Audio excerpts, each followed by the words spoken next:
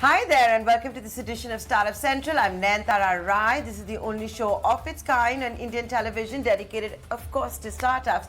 As the name suggests, innovation, entrepreneurship, disruption. Basically, if it falls under the gambit of the new economy, it's going to be here on your favorite TV channel every weekday at this time.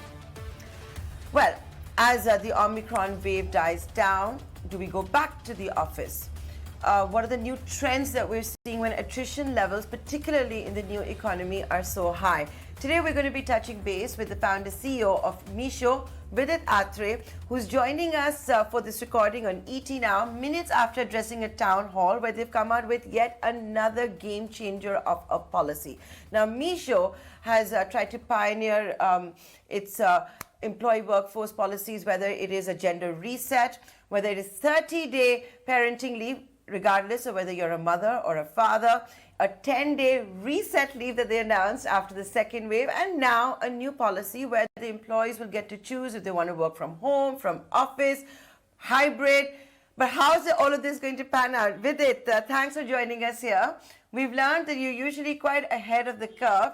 So as people get set to go back to office, what are you folks thinking, that your employees don't want to come back to office, or you want to give this opportunity?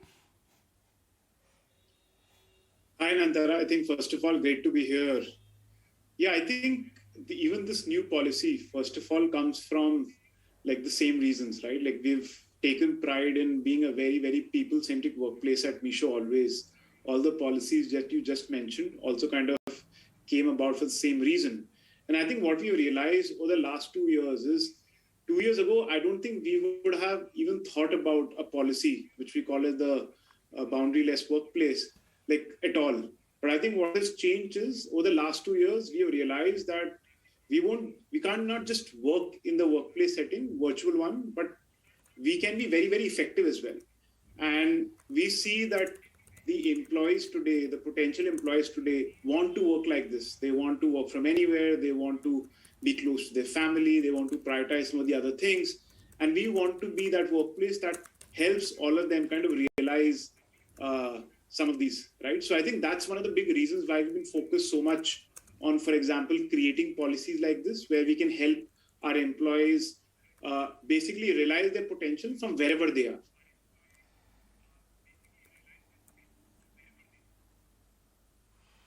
Okay, so as you do that, and like everybody has mixed reports, right? There are employees who can't wait to go back to office because everyone may not have large houses or the number of devices. They're finding it hard to juggle with, let's say, kids at home.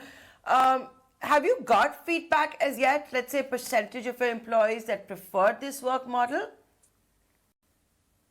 Yeah, I think we spent over the last few months a lot of time speaking to our employees, asking them that like exactly what do they want. And we have seen they want to come and connect with their fellow team members.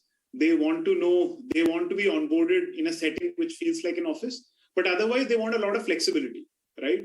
So what we are now doing is we are bringing that flexibility.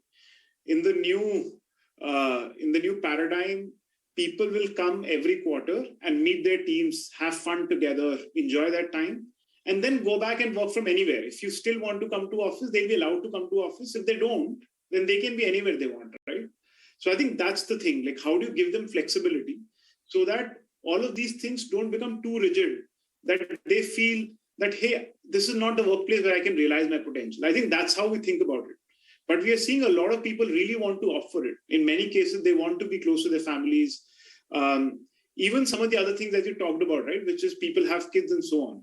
Even when we've crafted this policy, we have been very thoughtful around how do we give them the right employee support, right? So one of the things that we are doing is when people will have to travel once a quarter, meet their team members, we'll provide parents like a facility so that they can take care of the kids along with this. We will take care of their housing, we'll take care of their food so that they don't have to eat outside all the time. But I'm saying we've created enough employee support so that all of them find it really comfortable, even when they commute once a quarter, and otherwise they have flexibility to do what they want. So Vidit, I hope you'll be candid here when I ask you this question. If an employee chooses to be in the model for coming to office, or working from home or a beach or a mountain or a forest or wherever they want to, or do a hybrid model, will the salary structure change? Absolutely not. I think when we were drafting this policy, we were very, very clear that we have seen some examples globally where people are saying, depending on the city, you'll have a different CTC and so on. We are very, very clear around this. Like, your CTC comes from the fact, the kind of impact you're creating in the company. And by the way, we are not changing the expectation that we have from people. If you're in a large city, you're expected to create more impact. If you're in a small city, expected to create less impact. If the expectations around impact and the work they do is not changing, why should the CTCs be? So you're very, very clear. Your salary doesn't change irrespective of where you're working from.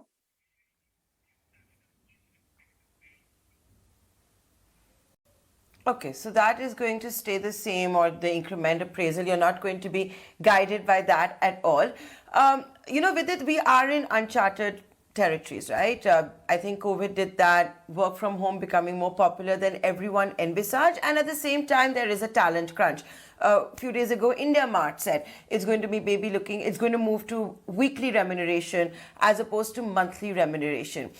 What will this new policy mean for the management and for the company? Like, how will the company benefit? Yeah, I think company benefits when we have the right people, we have the best talent in the company, right? And we believe that the best talent out there right now wants to have a lot more flexibility around how they work. They want to create impact. They want to be judged on their eventual performance rather than how they work. Do they come for a certain amount of hours? Do they come to office? Do they work from home? And I think that's the expectation from the best talent today. And for a company like ours, which has always taken pride in, for example, being very, very bold about our business, innovating again and again, we want that best talent in the company.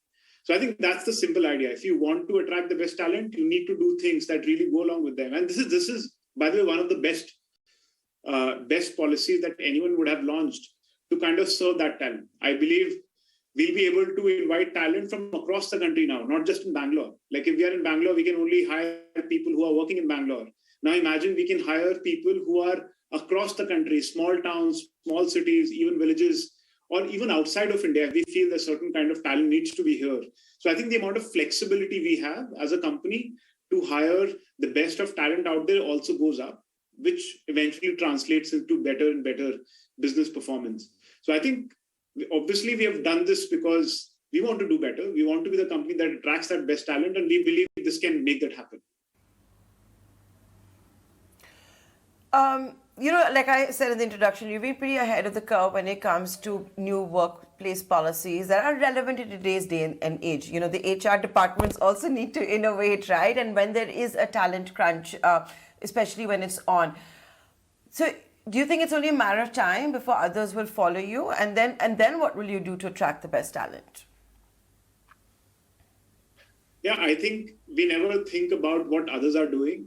We just go to our employees, we understand what their needs are for today, and we keep innovating. Like, if you look at all the policies we did before, there was no precedences.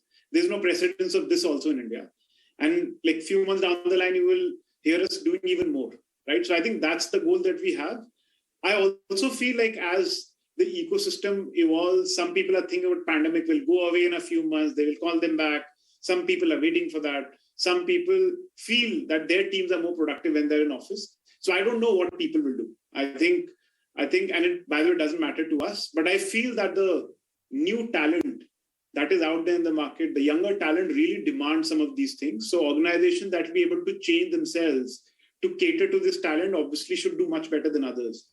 But I don't think our policies, by the way, are ever influenced by what some of the others are doing. We have always taken very bold steps, irrespective of whether there's any history of it.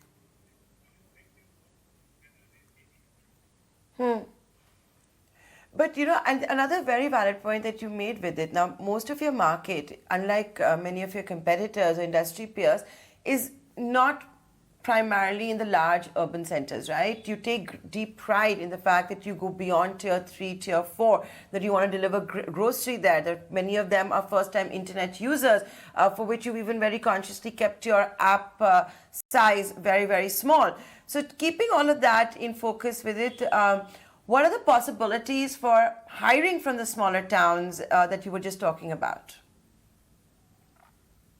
Yeah, by the way, it's a very, very interesting point. And we were looking at this over the last 1 year because practically we've been working remotely to some extent during the pandemic, first, second, third wave.